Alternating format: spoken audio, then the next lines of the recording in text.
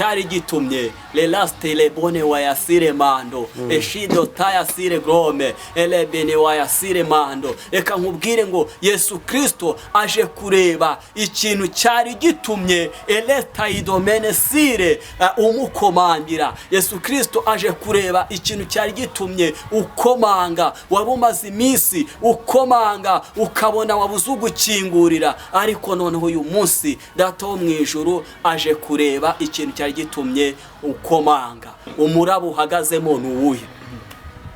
Iki si byiza yuko tuguma aha hantu, reka twigire mu bwato twambuke tujye hakurya y'inyanja. Bana ishimwe cyane, amen. Bana habwe cyubahiro. Haleluya, amen. Haleluya, amen. Haleluya, amen. Nono muri uko kugenda bakimara kwinjira mu bwato, umuraba uza mu nyanja. Umuraba ukimara kuza mu nyanja, birumvikana ku bantu bazi ubwato buhita bwicunda bukamera nk'aho busubiye inyuma, buhita mu yandi magambo buta icyerekezo. Noneho Yesu Kristo asa naho atabyitayeho. Reka nkubwire ngo hari igihe ujya ugera mu kibazo, hari igihe ujya ugera mu ntambara, nshuti yanjye mwene data, abana cyangwa se umuntu runaka ugakoma akaruru. Reka nkubwire ngo kangura Yesu mu kibazo cyawe, uhamagare Yesu nawe arakwitaba. Uwiteka Imana ashimwe cyane. Yesu abaho umugisha. Nshuti zanjye, bene data bakundwa, turabinginga kugira ngo ukangure Yesu. Ubuzima uhagazemo, situasiyo uhagazemo iyo ariyo yose, ndagira nkubwire ngo kangura Yesu. Yesu Kristo ntabwo ari bukwirengagize. Yesu Kristo atandukanye n'abana b'abantu. Birashoboka yuko wahamagaye imiryango, wahamagaye inshuti elewile binisha style mene tayasire, wahamagaye yacunguye ababyeyi yarancunguye ngo lastita wile bone wa shanesta edontrere sirema ugada fasenge pfoye yena Yesu turu.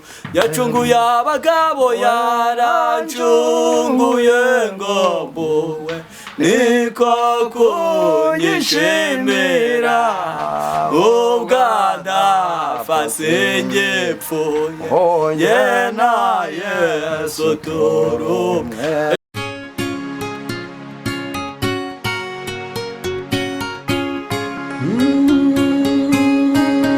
Emana we, Yesu we, ingoma yawe ni amamare.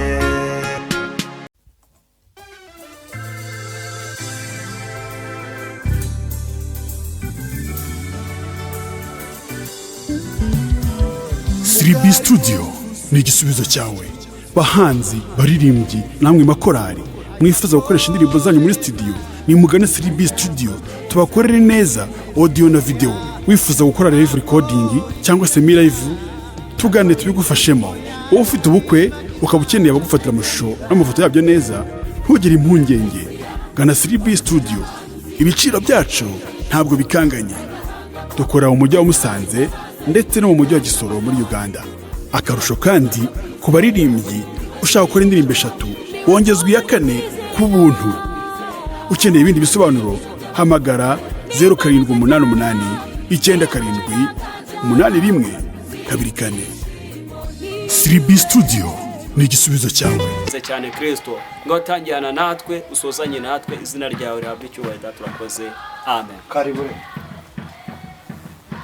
Ijuri mbere y'Imana itumuntu mvugira, n'umukuru w'abatambyi kandi yitwa Rukundo. Mpamya yuko izina ryanjye riri ku mutima we, ubwamvugira na mwanzi wamunyirukanaho. mpamya yuko izina ryanjye riri ku mutima we, ubwamvugira na mwanzi wamunyirukanaho. Satani yanyibukije gukiranirwa kwanjye, ashaka kunyihebesha yanumbira mu ijuru. Ndeba y'umukiza wanjye wabinkuyeho byose, kera ya lastita labini we yasidontre desta yasirema la lastita ya zobrere. Ndeba y'umukiza wanjye wabinkuyeho byose, kera yaramongereye nuko sinzarimbuka. Uwiteka umucamanza yambonye w'amaraso, nancira urubanza rubi anyitukiranuka. Ndeba y'umukiza wanjye wabinkuyeho byose, kera yaramongereye nuko sinzarimbuka. Uwiteka umucamanza yambonye w'amaraso, nancira urubanza rubi anyitukiranuka. Yarancunguye ngo mpuwe niko kunyishimira, ubwadapfa singipfuye njye na Yesu turumwe. Yarancunguye ngo mpuwe niko kunyishimira, ubwadapfa singipfuye njye na Yesu turumwe. Yacunguye ababyeyi, yarancunguye ngo lastita wile bone wa shanesta edontrere sirema, ubwadapfa singipfuye njye na Yesu turumwe.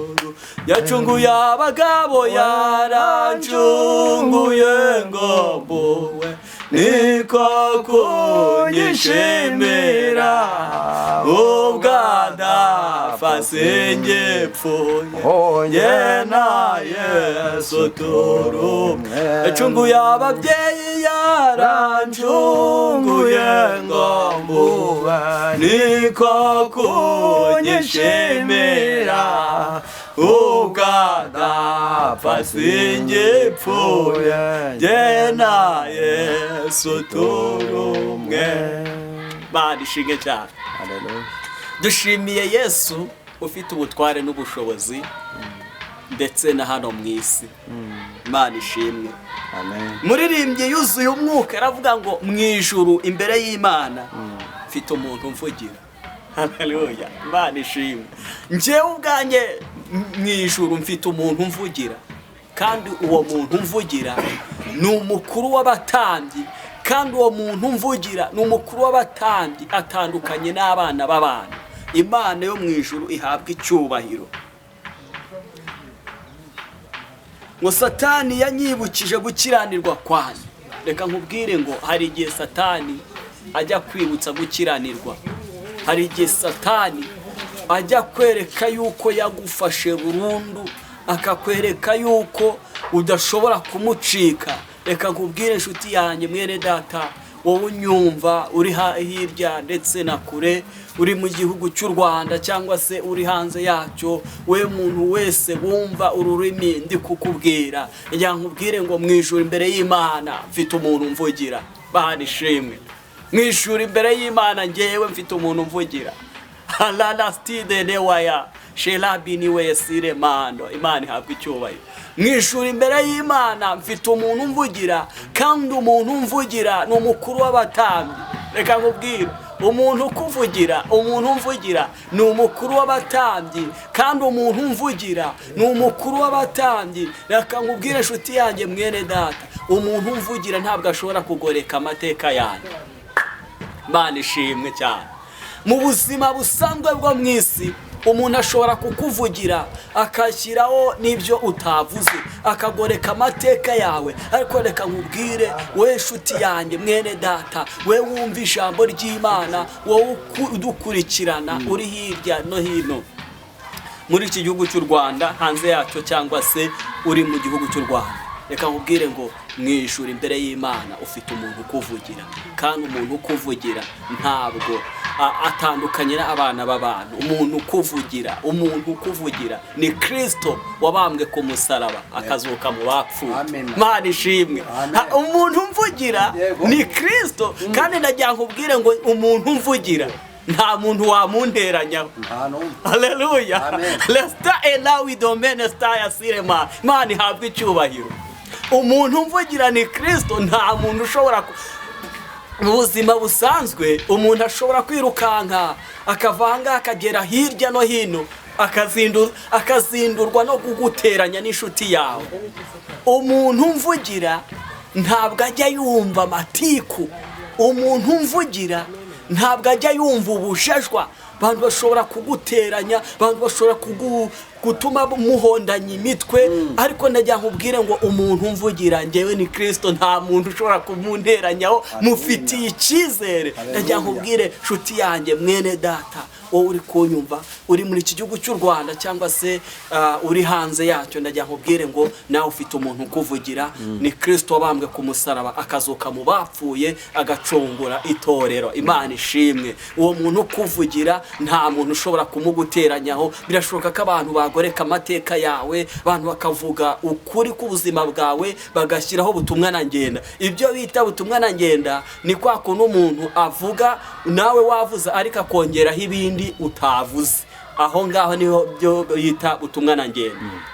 Reka nkubwire ngo nta muntu ushobora kumuguteranyaho, ni Kristo. Ubundi data wa twese we ariyizira akaza kuri tere. Yego. Haleluya. Amen. Data wa twese aza kuri tere akavuga ati ese ubundi ibyo runaka bari kumuvuga ni ukuri, akaza akirebera, yasanga atari ukuri akagira uko abihagarika akabitesha agaciro. Imana yo mu ijuru ishimwe cyane.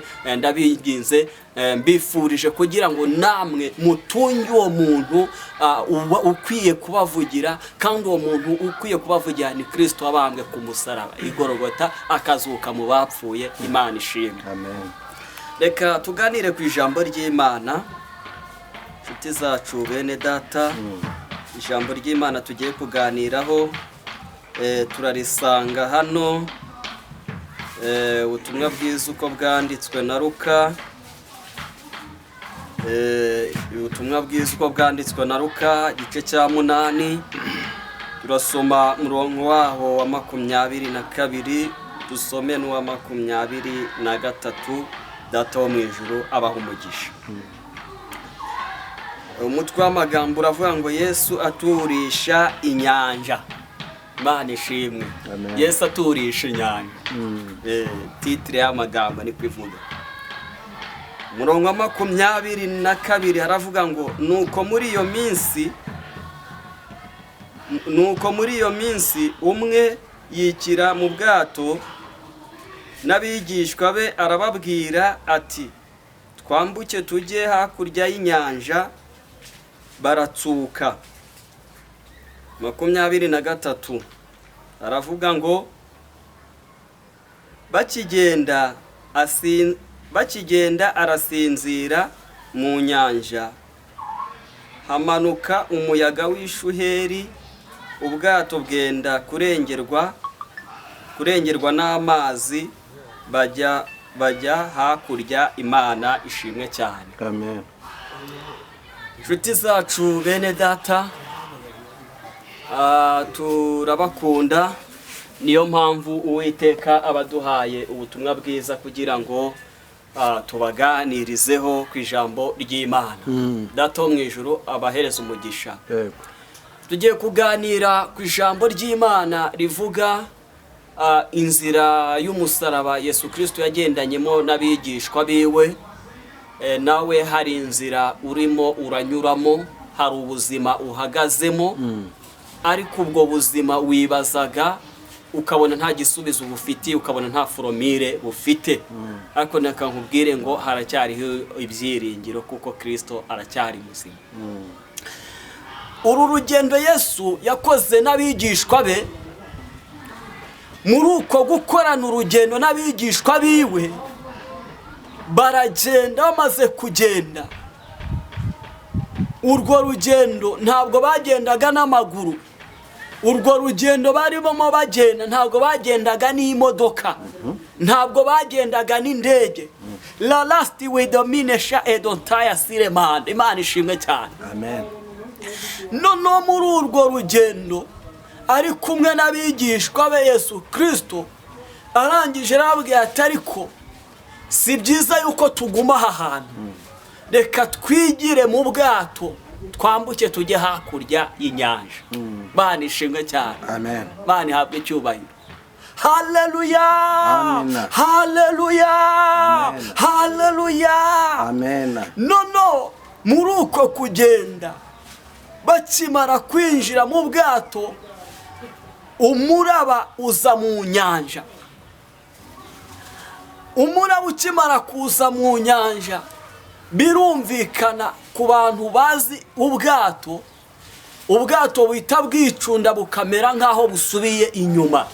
Buhita mu yandi magambo buta icyerekezo.